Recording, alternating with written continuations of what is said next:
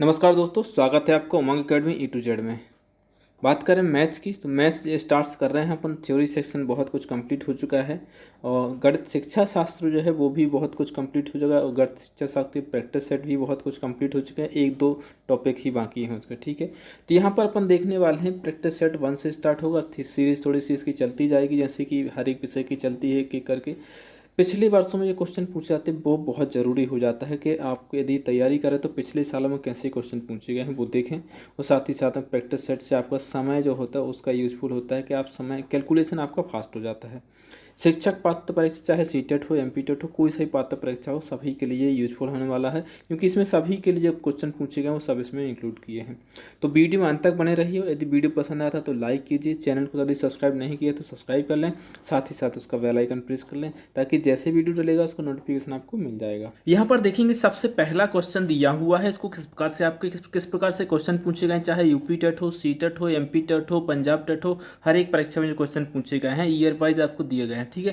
पहला क्वेश्चन यहाँ पर दिया है, संख्या 24 को रोमन अंकन प्रणाली में कैसे लिखा जाएगा। रोमन अंकन प्रणाली में तो यदि आपको 24 लिखना है तो आपको पता है कि 20 लिखना है, 20 के बाद में लिखना है 4 और लिखना है। तो 10 के लिए तो एक क्रॉस होता है, एक एक्स होता है, एक 10 के लिए एक और एक्स कर दिया। यदि आप यहाँ पर वी लिखेंगे, ठीक है, तो 25 हो जाएगा। लेकिन एक कम लिखना है तो कैसे लिखते, इस प्रकार से लिखते, आई लिख देते, उसके पहले वी के पहले आई लिख देते, तो ये क्या हो जाता है, ये 24 लिख जाएगा। यदि आपको 3 लिखना है तो 3 बिंदी कर दीजिए, यदि 26 लिखना है तो वी के आगे आई लगा दीजिए। तो इसका सही जवाब कौन सा होगा, चौथा इसका सही जवाब हो जाएगा एक्स एक्स आई वी, ये इसका सही जवाब हो जाएगा। नेक्स्ट क्वेश्चन देखिए, नेक्स्ट जो क्वेश्चन है, निम्न अंकों की श्रृंखला में कितनी बार एक सम संख्या के तुरंत बाद दो विषम संख्याएं आई हैं, ठीक है। तो क्वेश्चन देखो, रीजनिंग जैसा रीजनिंग टाइप का क्वेश्चन है, इसलिए दिया गया है क्योंकि जो केबीएस के एग्जाम होते हैं, टेट के जो एग्जाम होते हैं, इनमें बिल्कुल रीजनिंग भी पूछी जाती है, ठीक है। तो इसमें क्या पूछ रहा है, एक सम संख्या के तुरंत बाद दो विषम संख्या, ठीक है। तो पहली बात तो आपको एक सम संख्या देखना है, ठीक है। सम संख्या जैसे यहाँ पर 8 है, इसके बाद में दो विषम संख्या है, जी हाँ बिल्कुल, तो एक पेयर तो आपको जो मिल गया। इसके बाद में 2 है, 2 के बाद में 5 है, जो कि क्या है, विषम है। 8 विषम नहीं है तो जे पेयर यहाँ पर नहीं बन रहा, ठीक है। इसके बाद में 8 को देखो, 8 सम संख्या है, 8 के बाद में 2 विषम है, नहीं है, एक सम है एक विषम है, तो ये भी नहीं होगा। इसके बाद 2 है, 2 एक के सम संख्या है, इसके बाद में 2 विषम संख्या है कि नहीं है, नहीं है। 3 और 6 में से 3 विषम है और 6 क्या है, सम है। और इसके बाद में 2 देखे, 2 एक सम संख्या है, उसके साथ साथ में 1 और 5 इसके साथ में क्या है, विषम संख्या है। इसी प्रकार से और आगे देखेंगे तो यहाँ पर क्या मिल रहा है, 6 और 7, 6 के बाद में 7 और 8 है, जो कि 8 सम है। इसके बाद में 8 के बाद में 7 और 4 नहीं है, एक सम है एक विषम है। इसके बाद में 5 4 है, 4 के बाद में 5 और 4 एक सम एक विषम है।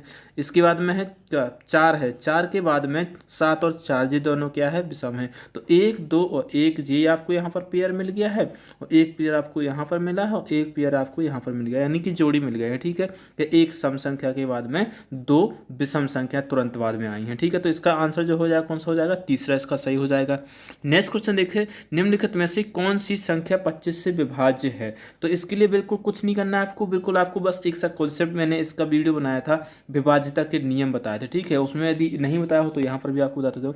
25 से वही संख्या विभाजित होगी, 25 से वही संख्या विभाजित होगी जिसके या तो लास्ट में 2 शून्य होंगे, या तो लास्ट में 2 शून्य होंगे, या फिर 25 से लास्ट की 2 अंक जो हैं उससे विभाजित होंगे, ठीक है।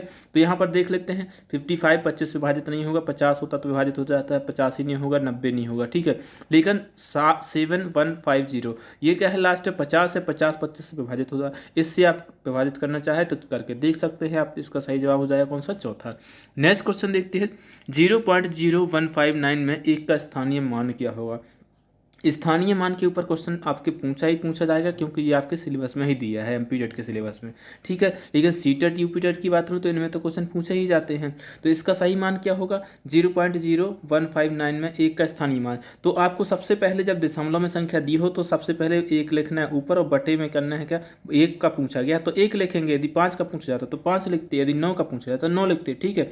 इसके बाद में अब आप देखिए कि ये जो संख्या है, ये संख्या जो है ये दशमलव के कितने पीछे है, 1 2 2 अंक पीछे है तो 1 लिखने के बाद में 2 यहाँ पर शून्य रख दीजिए, तो 1/100 इसका सही जवाब हो जाएगा, जो कि तीसरा ऑप्शन है। यदि पूछा जाए 5 का स्थानीय मान कितना है तो 5 लिखिए, 5 के बाद में 1 लगाइए, 1 के बाद में 3 शून्य रख दीजिए। कितने 3 शून्य रखे, क्यों? क्योंकि दशमलव के बाद में 1 2 3 तीसरे स्थान पर। यदि 9 का पूछा जाए तो 9 का क्या होगा, 9 9 के बाद में 1 लिखिए, 1 0 0 0 और 0 4 0 रख दे, क्योंकि 9 के जो है चौथे स्थान पर है। ठीक है, तो इस प्रकार से इस क्वेश्चन को करना है।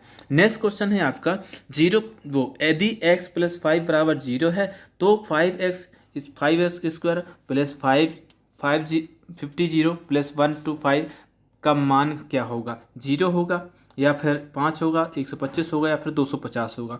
तो इस क्वेश्चन को करने के लिए देखो, पहली बात तो आपको x का मान निकालना है। यदि x का मान निकालना है आपको, तो x को यदि 5 को यदि बराबर के उस साइड करेंगे तो बराबर में कितना आ जाएगा, -5 आ जाएगा। x बराबर कितना आ जाएगा, -5 आ जाएगा। ठीक है, अब x का मान यदि आप रखोगे इसमें, तो एक तो यहाँ पर है x का मान, यदि यहाँ पर रखोगे तो -5 आएगा। ठीक है, x का मान -5 आएगा, तो -5 का यदि वर्ग कर दो कितना हो जाएगा, 25 हो जाएगा। वो भी प्लस का ही होगा, क्योंकि जो -5 और गुणित में -5 करोगे तो कितना हो जाएगा, 25 हो जाएगा। -5 कितना होगा, 25 होगा, गुणित में होगा। ठीक है, तो 25 हो जाएगा, और 25 में 5 से गुणा करोगे कितना हो जाएगा, 25 पंचे 125 हो जाएगा। ठीक है, तो पहला पेयर आपका कितना हो जाएगा, 125। इसके बाद में प्लस कर दो। ठीक है, अब यहाँ पर क्या है, 50 में गुणा करना है -5 का, तो -5 का 50 में गुणा करना है, तो 5 25। अब यहाँ पर 25 होगा, कैसा होगा, 5 25 हो जाएगा, 5 25 और शून्य रख दीजिए। इसके बाद लेकिन ये आएगा कैसा, माइनस में आएगा।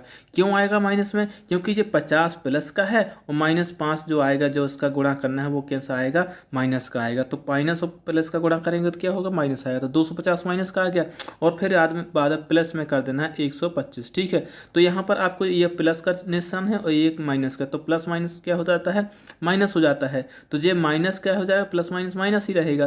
तो 250 माइनस के हैं, और 125 और 125 कैसे हैं, प्लस के हैं। तो 125 और 125 यदि जोड़ोगे तो 250 हो जाएगा। तो 250 आपके बचेंगे, 250 आपके माइनस के हैं और 250 आपके प्लस के हो जाते, दोनों क्या हो जाएंगे, कट जाएंगे। तो आपका क्या बचेगा, शून्य बच जाएगा। आंसर में क्या आएगा, आपका शून्य आएगा, जो कि पहला ऑप्शन क्या हो जाएगा, इसका सही हो जाएगा। नेक्स्ट क्वेश्चन देखते हैं। ये भी क्वेश्चन बहुत इंपॉर्टेंट क्वेश्चन है, इस प्रकार से क्वेश्चन पूछे जाते हैं। 50 + 100 माइनस कोष्टक के अंदर है 35 माइनस कोष्टक के अंदर 30 - 20, फिर कोष्टक बंद किए हैं, तीनों कोष्टक बंद किए, इंटू 2 है। ठीक है, तो सबसे पहले आपको सबसे छोटा वाला ब्रैकेट हल करना। ठीक है, तो 30 में से 20 जाएगा, 30 में से 20 जाएगा तो कितना बचेगा, 10 बचेगा। अब 35 में से 10 जाएगा तो कितना बचेगा, 35 में से 10 जाएगा तो 25 बचेगा। अब 100 में से 25 जाएगा तो कितना बचेगा, 75 बचेगा। 75 गुणित 2 करोगे तो 75 गुणित 2 करोगे तो कितना हो जाएगा, 75 गुणित 2 करना है आपको, क्या करना है, 75 गुणित 2 करना है। तो 75 × 2 करोगे तो कितना आ जाएगा, 75 दूनी कितना होता है, 150 होता है, तो आ जाएगा आप कितना, 150 आ जाएगा। ठीक है, 150। अब 150 जोड़ोगे कितने, 50 में जोड़ोगे तो कितना आ जाएगा आपका, 200 इसका सही जवाब हो जाएगा। कितना हो जाएगा, 200, जो कि चौथा ऑप्शन इसका सही हो जाएगा। अब नेक्स्ट क्वेश्चन देखते हैं। 0.0827 × 0.827 माइनस में 0.173, यहाँ पर थोड़ा सा गलत है, इसलिए मैंने इसको गुणा का निशान लाया, क्योंकि गुणा का ही निशान इसमें सही है, 0.173। ठीक है, बटे में दिया 0.654। इसका मान क्या होगा, 1 2 3 या फिर 4। तो इसको देखो किस प्रकार से करना है। आपने एक सूत्र पढ़ा होगा, सर्वसमीका पढ़ी होगी आपने जब 9वीं या 10वीं में करा होगा, कि a² - b² बराबर क्या होता है। यहाँ पर यदि आप इसको देखेंगे 800, यदि इसके ऊपर स्क्वायर कर दें तो यही मान निकल के आ जाए, या फिर इसके ऊपर स्क्वायर कर दें तो ये भी हो जाएगा। मतलब मैं 173 0.173 × 0.173 इसको लिख सकते हैं ना, एक संख्या के ऊपर वर्ग कर सकते हैं। तो इसके बराबर में क्या होता है, a + b एक बार कर दीजिए और a - b एक बार कर दीजिए। जब ये सूत्र होता है a² - b², तो यहाँ पर यही तो है, a² और दूसरा मान क्या है, b²। मतलब मैं 0.827 को क्या कर देंगे, a मान लेंगे, और 0.173 को b मान लेंगे। ठीक है, तो एक बार जोड़ दीजिए, एक बार घटा दीजिए। तो यदि आप जोड़ोगे 827 में, यदि आप जोड़ेंगे 173 जोड़ोगे। ठीक है, a + b करना। ठीक है, तो 173 जोड़ोगे, 0.827 में जोड़ोगे 0.173, तो कितना आ जाएगा, 1 आएगा। ठीक है, कैसे आएगा, देखिए इसको कैसे जोड़ना है, जैसे देखना, देख से a कैसा 8 0.827 और इसके बाद में 0.173, इसको जोड़िए, एक बार जोड़ना है, एक बार घटाना है। तो इसको जोड़ेंगे तो कितना है, 7 3 10 का शून्य हासिल की आएगी 1, 7 2 9 1 10 का शून्य हासिल की आ जाएगी 1, इसके अंदर 8 1 9 और 1 हासिल की 10, तो कितना आ जाएगा 10। इसके बाद 3 अंकों के बाद दशमलव है, तो 3 अंकों के बाद दशमलव रख दीजिए यहाँ पर, तो कितना आ जाएगा 1 मान बचेगा। इसके बाद में इसमें घटाएंगे तो घटाने पे आएगा आपका 654 इसका आ जाएगा। तो यहाँ पर क्या बचेगा आपका, एक गुणित में 0.654 जी बचेगा, और नीचे आपका कितना बचा है 0.64 आपका पहले से ही दिया है, तो 64 से 64 जी कट जाए, 654 से कट जाएगा, तो आपका बचेगा कितना बचेगा 1 बचेगा। तो इसका आंसर कौन सा हो जाएगा, पहला आंसर इसका क्या हो जाएगा, सही हो जाएगा। नेक्स्ट क्वेश्चन है 11 - 5 × 12 + 13 + 18 - 11 - 5, लेकिन यहाँ पर आपको देखना है कोष्टक कहाँ पर लगा है, वो 12 लगा हुआ है, ठीक है। तो जब आपको ये बार वाला जो क्वेश्चन है, इस प्रकार के क्वेश्चन मिले, तो सबसे पहले आपको क्या करना है, इसी बार को हल करना है, और बार को आपको देखना है कि बार के अंदर जो चिन्ह लगा है उसको हल करना है, इस चिन्ह को कुछ नहीं करना है आपको, इसमें कोई ध्यान नहीं देना है कि वो कोई सा भी चिन्ह हो, चाहे वहाँ प्लस हो या फिर माइनस हो, वहाँ कोई दिक्कत नहीं होती, ठीक है। तो सबसे पहले 11 में से आप कितना घटाएंगे, 5 घटाएंगे, तो कितना बचेगा, 11 में से 5 घटाएंगे तो 6 बचेगा, ठीक है। अब 18 में से 6 घटाएंगे, अब यहाँ पर जो निशान है, जो चिन्ह है, वो यूज किया जाए, तो 18 में से 6 जाएगा तो कितना बचेगा, 12 बचेगा। 18 में से 12 जाएगा तो कितना बचेगा, 18 में से 6 जाएगा तो 12 बचेगा। अब 12 और 13 और 12, 13 12 कितना होता है, 3 और 2 5 हो जाएगा, और 2 1 और 1 2 कितना हो जाएगा, 25 हो जाएगा। अब 25 और 12 जोड़ेगा, 25 में 12 जोड़ेंगे तो कितना हो जाएगा, 25 में 12 जोड़ेंगे तो कितना आ जाएगा, 5 और 2 कितना हो जाता, 2 और 5 कितना हो जाएगा, 7, और 1 और 2 कितना हो जाएगा, 3, 37 हो जाएगा। तो 37 आ गया, इसके बाद में गुणा कर दीजिए, ठीक है। इसके बाद में क्या है, जे कोष्टक हल करना पड़ेगा आपको पहले, तो 11 में से 5 जाएंगे तो कितना बचेगा, 11 में से 5 जाएंगी तो आपको बचेगा 6, 5 11 होता है तो 6 बचेगा, ठीक है। अब इसको गुणा कर दीजिए, तो 6 7 63 कितना होता है, 6 7 42 होता है, 6 का गुणा करना है 37 में, तो 6 7 42 के 42 की आएंगी, 2 हासिल किया जाएगी 4 आ जाएगी। इसके बाद 6 3 18 19 20 21 22 कितना आ जाएगा, 22 आ जाएगा। तो कितना आ जाएगा, आंसर जो आ जाएगा आपका 222, मतलब 222, जो कि आपका तीसरा ऑप्शन सही है।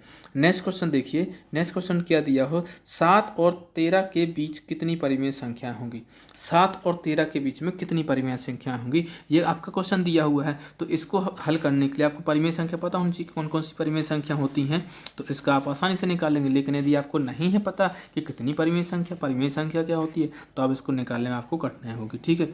तो 7 और 13 के बीच में जो है परिमेय संख्या अनंत हो सकती हैं, 5 लिमिटेड नहीं हो सकती, 7 और 13 के बीच में अनंत परिमेय संख्या हो सकती हैं। तो इसका जो सही जवाब होगा कौन सा, तीसरा इसका सही जवाब हो जाएगा।